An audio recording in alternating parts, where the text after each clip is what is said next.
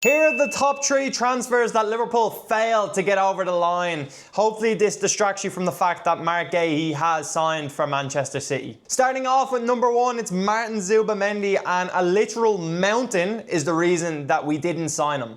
A fucking mountain on a PowerPoint presentation from the Real Sociedad coaching staff and management team is the reason Zubimendi stayed another season at Real Sociedad.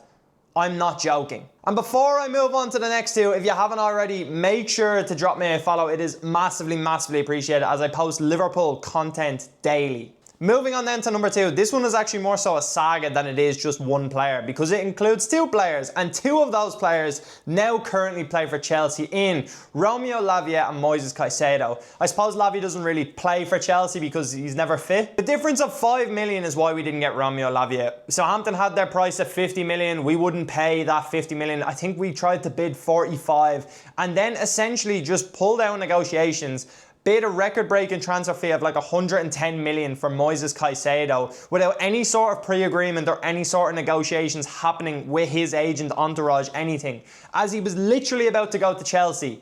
And then Chelsea have to then put in another record-breaking bid and beat us to him. And to be fair to Caicedo, he just stayed honest to who he'd actually given his word to, unlike Marc Guéhi.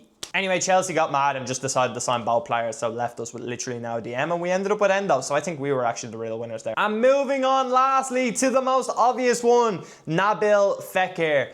This one I am still confused about to this day. We got the here we go. We had images of him in Liverpool kits. We had him doing an interview and everything, and literally did not sign him. I heard that it was because he failed his medical test, but then years after he spoke out and said that was lies and it was actually something to do with his agent. And then his agent, who he's not his agent anymore, had basically come out and said no, it was actually his brother who was just trying to drive the price up or something.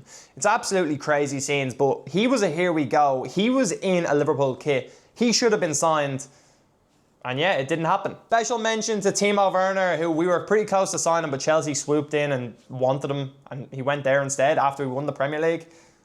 I don't really know who this worked out for most, because we didn't get Timo Werner and he won the Champions League with Chelsea. Anyway, let me know any transfers I could have potentially missed in the comments down below. These are the top 3 off my head that have always blown my mind.